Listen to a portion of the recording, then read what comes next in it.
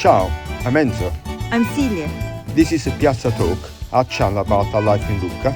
And in the Tuscan hills. Please hit the subscribe button. Grazie. Where are we? Probably on one of the most famous bridges in the world. In Florence. Ponte Vecchio. Under the Vasari corridor.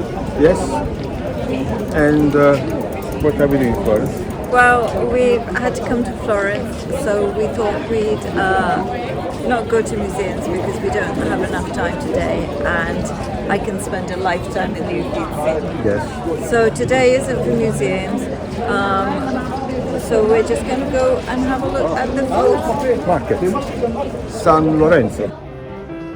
Non più tra i farfalloni amoroso, notte e giorno di torno girano, delle belle turbando al riposo, l'arcisettuato giro d'amor.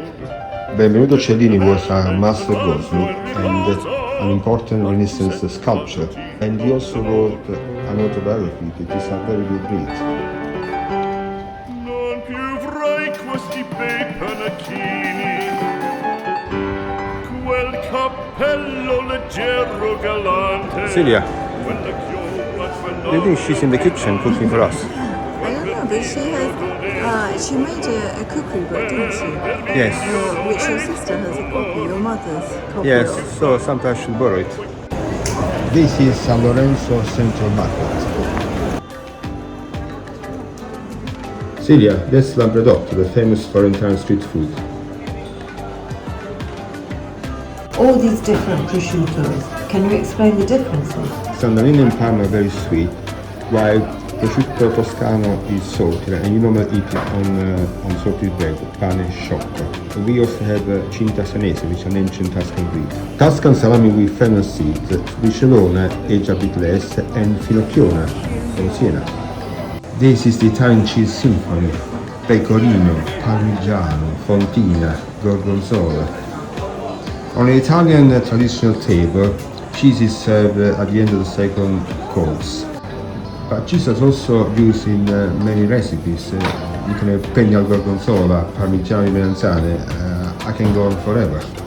Cheese is also served on antipasto now. But look at that. Olives, pesto, marinated eggplant, any kind of latticini, the soft, fresh cheese. The burrata, the luscious mozzarella to be cream. And mushrooms, porcino mushroom is the king of the Italian mushrooms. We can make risotto ai porcini, fresh pasta with porcini, or porcini trifolati made with olive oil, garlic, parsley. The vertical and the sauce are quite international, which is a bit unusual. Italians tend to eat by the season. Looking for the Italian ones, I should mention the tropea red onions from Calabria. They're special, you can eat them raw.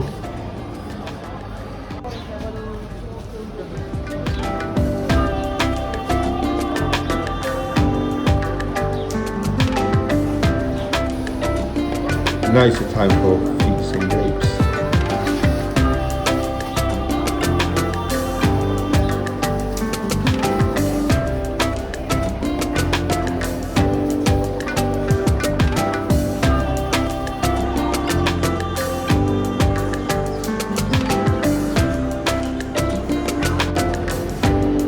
Florentine stick for connoisseurs. You can choose the breed you like. I like Chianino and always add juniper berries. The trick to cook it is to get the right distance from the ends, a few minutes on each side, and then upright. Add the salt at the end. Tuscan is a meat-eating region. Italian sausages are particularly tasty because they are all meat, and the recipe varies from region to region. This is a great selection of fish: amberjack, sea bream, red mullet, dorned, swordfish, redfish, salt, tuna, and also octopus, squid, mussels, clams. So I can see so many recipes I can make, like red mullet livornese with tomatoes, a baked lumberjack, sea bream acquapazza, not to mention spaghetti allo scoglio with mussels, clams and prawns or whatever little fish, shellfish we can have with it. It's really good.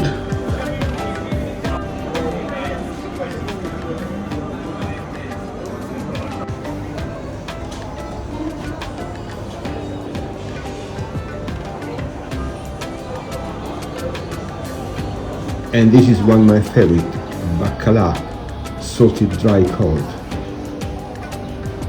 And also salted anchovies, my mother used to make them.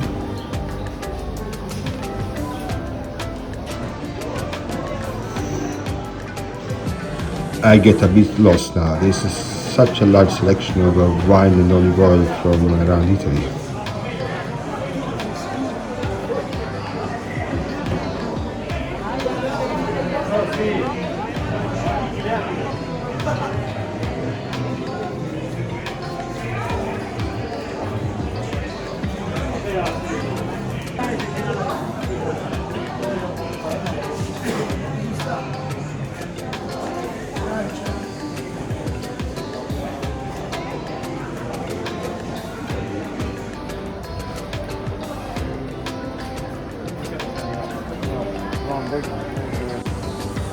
Let's go upstairs where they cook all these beautiful ingredients they have here.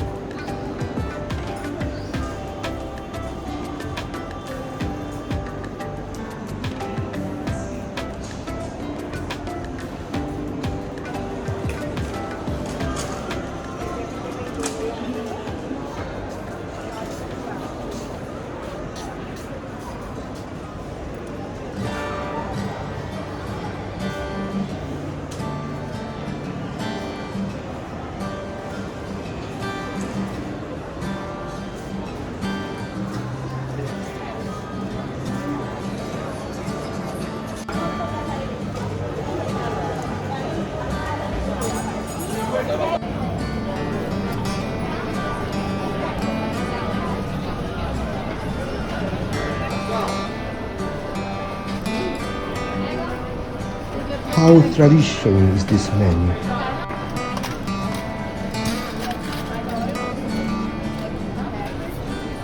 And truffle, just a slice on a local sandwich, it's perfect.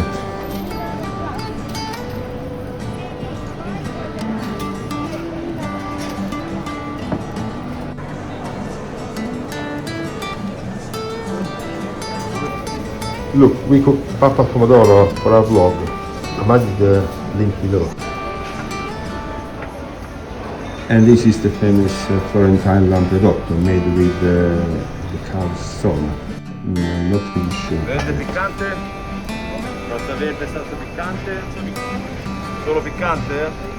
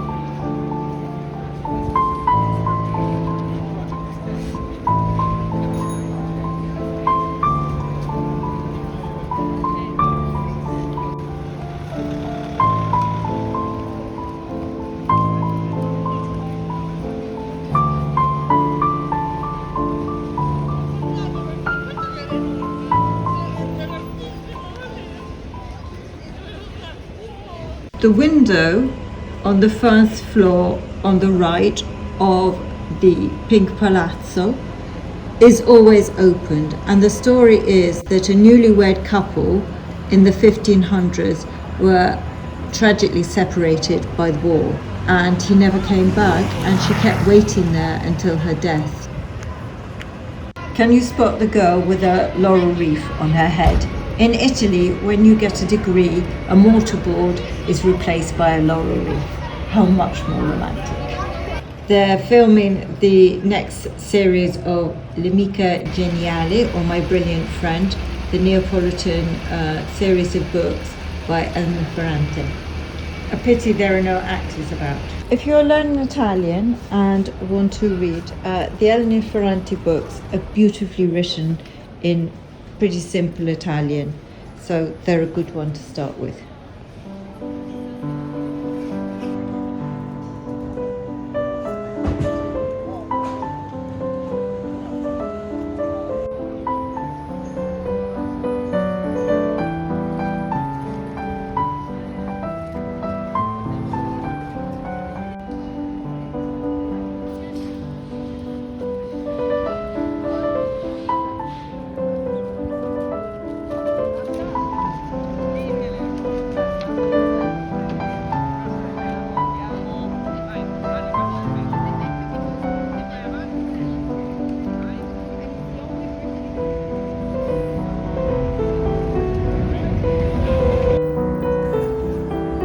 Thank you for watching, and a super thank you to our subscribers.